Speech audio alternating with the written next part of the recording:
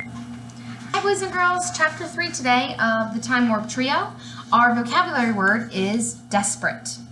Things get desperate for the trio in this chapter. Desperate is an adjective that means so bad it seems impossible. When you're desperate, you may feel desperation. You may act desperately.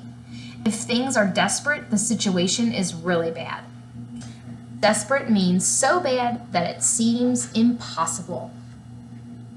So before we get started, I just wanted to show you my page from the workbook. I added some details about the book because I know that's going to be important.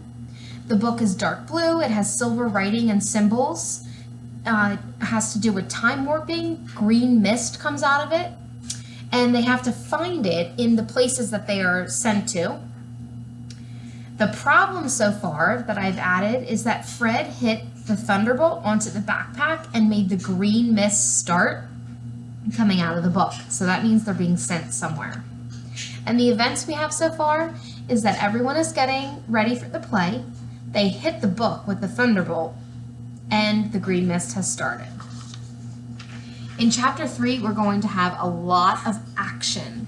So as we read the first time, I want you paying attention to all of the action. Chapter 3 starts on page 10. Cerberus crouched, ready to spring.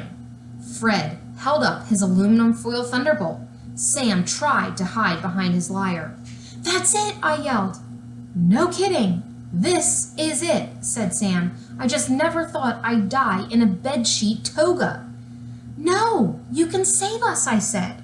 "Just like in the play, remember?" Orpheus puts Cerberus to sleep with music from his lyre. "There's just one small difference," said Sam. "In the play, I'm putting to sleep Ben with 2 extra stuffed dog heads coming out of his sweatshirt. Here, I'm putting to sleep a live, mad, drooling, growling monster." Fred looked desperate. "Well, this aluminum foil thunderbolt isn't going to do much for us. Why don't you give it a try? What do we have to lose?" Sam cradled his lyre and nervously plucked a few strings. Cerberus froze, then cocked one head to listen.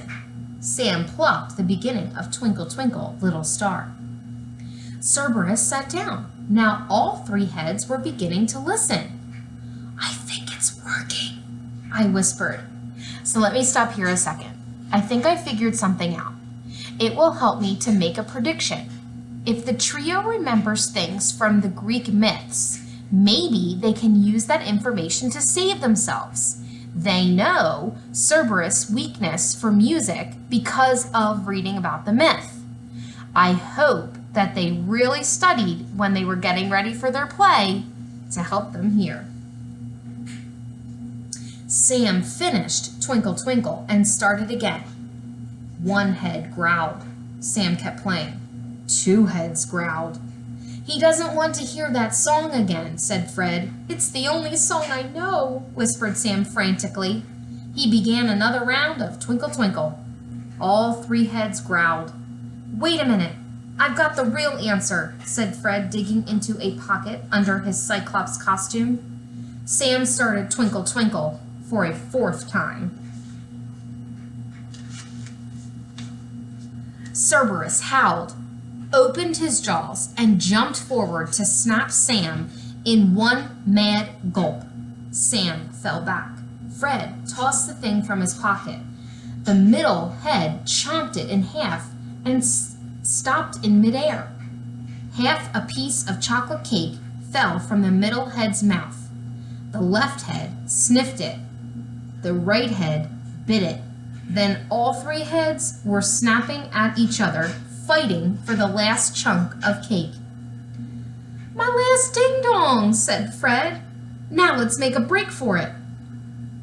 No one had to tell us twice. We ran up the path past Cerberus, who was busy snarling, fighting, and biting himself. We ran past a guy rolling a huge rock up a hill. We ran past another guy reaching for fruit and water that kept moving away. We ran past spooky shadows and sights that we didn't want to see until we finally burst above ground into the sweet green grass and beautiful hot sunshine. Yikes, huffed Sam. I take back every bad thing I ever said about you, Fred. That ding-dong was a stroke of pure genius. We lay back on the grass and soaked up the sun, trying to catch our breath and shake off the creepy cold and gloom of the underworld. So once again, let me guess, said Sam, squinting through his glasses up at the clouds, we've lost the book, and we'll never get home unless we find it. Well, yeah, I said. I've seen better heads on cabbage, said Insult Master Sam. And as usual, we have no idea where it is, said Fred. Well, yeah, I said, but now we know it's not down in Hades.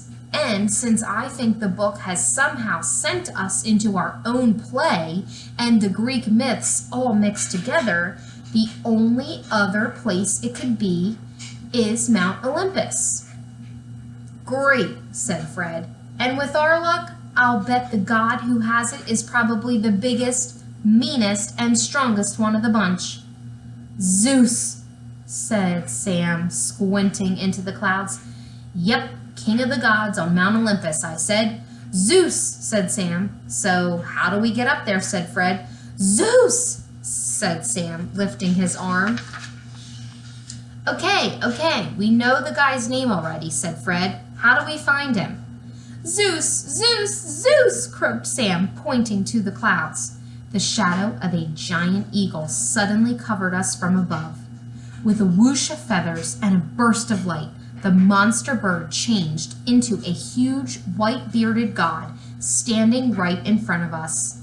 He pointed one threatening finger at us. You, he thundered. Zeus, we said. So much action packed into that one chapter. So what I would like you to work on is to reread and look for bits of information that the author has included from mythology. Okay, there was a couple of different little things in there that would come from real stories that have been passed down from Greek mythology. All right, so I just wanted to look. There are going to be a few things that you're doing today in your workbook. Why do you think Zeus appears to the boys, and why do you think he's angry? So that's going to be a prediction question in your workbook. So why do you think Zeus appears, and why do you think he's angry? And then, since you're rereading it and looking for those details of Greek mythology, you are also going to start a list of details from Greek mythology. So what are some of the things that you saw in the book that would help us with learning more about it? Okay, good luck.